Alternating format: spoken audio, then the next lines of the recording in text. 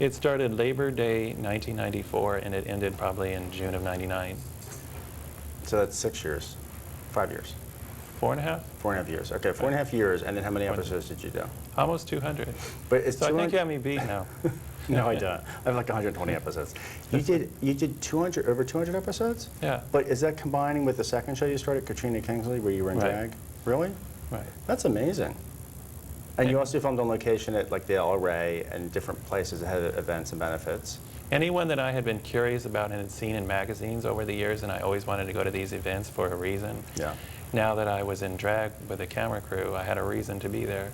But just to go there as a wallflower, I probably wouldn't have gone to any of those events. But what's your perception, as this time is passing, what's your perception of that people start to recognize you in the street? Because your show had a big cult following. Right. Yeah. So people start stopping you and say, I saw your show. They saw, you could tell suddenly people recognized you in the room. And they're laughing. They thought it was really funny. They really liked it. All right, well, we're going to take a break, and we're going to come back and find out more about that. Okay. So stay tuned for more of Paul Kent and his fabulous career.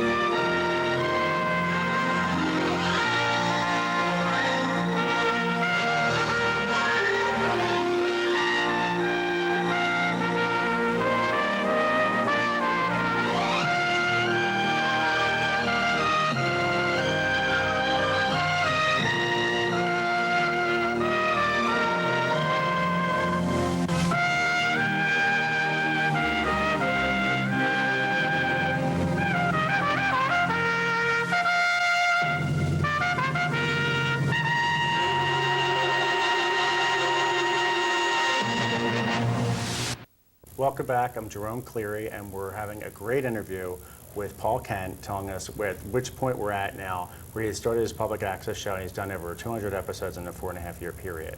So now people are seeing you on the street, stopping you, and even calling you to come cover events, and they're so intrigued with the...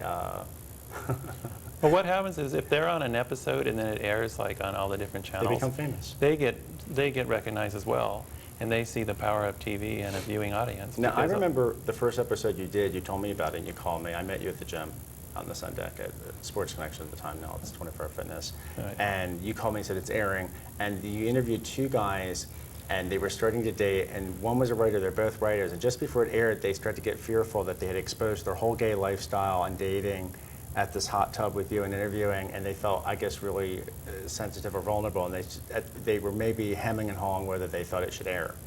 That's right, and one is a writer at Disney. But today, he doesn't care and he doesn't know. I mean... No, I wouldn't air it again because he doesn't want it to air. Oh, he doesn't want it to air. But when it aired the first time, did people see it? Did he say? Yeah, they recognized him. That's how I knew that it aired. He didn't want me to air it, and after all the work that I had done, I was all excited about it. And then he watched it, and then he changed his mind, but he had signed a release. And then he didn't want it to air it also. I just didn't tell him when it was going to be on, but then he was recognized on the street, and then he called me up and he was mad. Okay, but he had signed a release, and he got scared. But Right. that was in 1994. I'm sure in the year 2003, if that episode aired with his gay boyfriend or lover or whatever, nowadays it seems even more popular to be gay because of all the TV programming and stuff. So it wouldn't even matter today. I'm sure he'd say, could you please run it 5 weeks in a row, 3 days a week? Well, he should, but the other guy... The other guy committed suicide afterwards? No, the other guy actually died from AIDS. Oh, he did? Yeah, Oh, okay. I didn't know this. Yeah. Oh, wait, That was I think you did tell me, yeah. The heavier one? Yeah, but many years later? And he worked at that restaurant right down on... But how many years after it aired? Like 3. Wow. Yeah. Yeah. Now, you have an infamous show that people talk about where you pick a hustler up off the street and he hasn't eaten for 2 or 3 days and you feed him a muffin.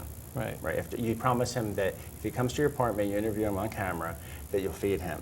Right. His name was Hugo Kirsten. Okay, and you fed him like a banana nut muffin, or what kind of muffin I was bought that? those 4 in a package in the plastic container from Pavilion. Did he eat all 4 muffins? I think I just gave him 1, but he was licking his fingers for more. He probably would have liked another one. So you wouldn't give him 3 more? No, I guess I would have, but I wanted him to talk. And I videotaped him. The early episodes before I had a director, Yes. I would hold the camera and follow them around, and then I Right. would put the camera on a tripod, and then we would like visit on the sofa, but the camera would never move. You also had shows where if you didn't have a topic or a subject that you would decide that you were going to show people how you shaved your body in the bathroom, or you took a bath, or the different wig collection that you had, or you just sort of spontaneously made up a show.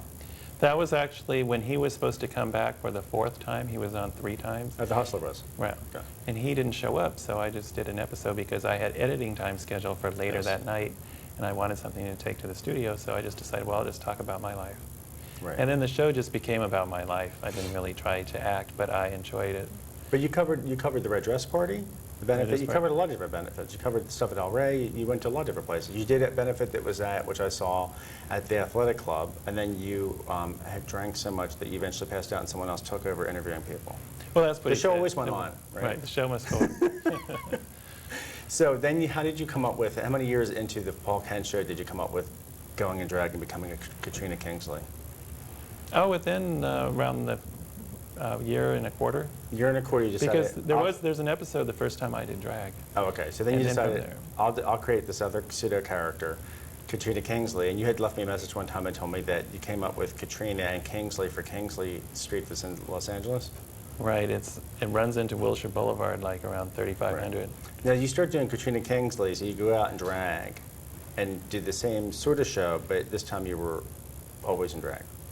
Yeah, right, that's right. I was always in drag as Katrina So Kingsley. you were still before taping the parties. Paul Kent show simultaneously at the same time taping episodes of Katrina Kingsley. Right, because Katrina Kingsley was mainly at parties. Right. And I wanted to have a name with the same letters like Suzanne Summers or Jenna Jameson Yes. or Marilyn Monroe or Farrah Fawcett. Now, did people recognize you in the street when you were not dressed as Katrina Kingsley, knowing that it's really Paul Kent? No, actually, they always call me Paul Kent. They never call me Katrina unless I was in drag. There was one as difference, Katrina. though, in the show that I did notice. When you were Katrina Kingsley liked to party more and drink a lot more than Paul Kent did. Because there was a lot of Right. episodes where you were almost like Al Bundy or Fred Flintstone, where you were spinning Ooh. around and almost falling over, yeah. Right, because those were at nightclubs. And then when I did Katrina Kingsley, the people that gave the parties would let me have unlimited drinks. And getting an unlimited drink, you drink even like a fish. You drink even Yeah, more. I just keep drinking the whole That's time. great. So then what happened? You did the show, and then based on that, how did you decide, was it 2 or 2.5 years ago from where we are now, that you decided you were going to be a professional actor? How did Oh. that come about? Oh, okay. That show had already ended. And I was actually training. I wanted to become an editor, I thought. Mm-hmm.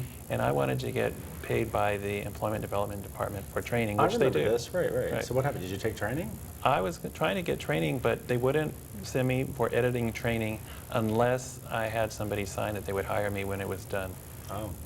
But the closest thing they could do was send me to a school to do graphic arts. And you learned that because you were Yeah. taking courses, I remember, yeah. And I took that like for 8 months, and they actually paid like between $5,000 and $6,000 for me to do all that training. Okay, and then after that, what happened? How did you end up decide, okay, I'm going to get do the non-union work to get the vouchers to become a SAG actor? Shortly before I graduated, I was talking to the Mechanical Bride, who has a public access show. Right. Her name's Georgia Anderson. She blasts music and rolls around on the ground in saran wrap. Exactly, she's fun. And sometimes that show would be on before mine, Right. and sometimes it was on before It's or a after yours. lead-in. Exactly. Yeah, and she talked about being an extra. And when I was beginning to interview to work at like a print shops where they were only going to pay $8 or $9 to begin, I went to Central Casting in Burbank and I registered with them for $20. They take a headshot of you, or they take your headshot. You don't even have to have a headshot, and you fill out all your statistics of your sizes, hair color, eye color, age, neck size, length of arm, size of waist, Okay, but chest. how long did it take you from the point where you started doing extra work, which was like 2 years ago? You just had an anniversary, you told me it was July. I started July 7th, 2000 was the first time. Oh, so we're into our 3rd year. Yeah. Okay. So Fourth. 3 years ago, you decided, I'm going to do this. You start doing non-union work, which is really grueling, and you're only getting paid, what, $54 a day? Then it was 46 for Okay, so it's $46 a day, and you're working 12 to 14-hour shifts? Because non-union is the minimum wage times 8. Right. But you're working how many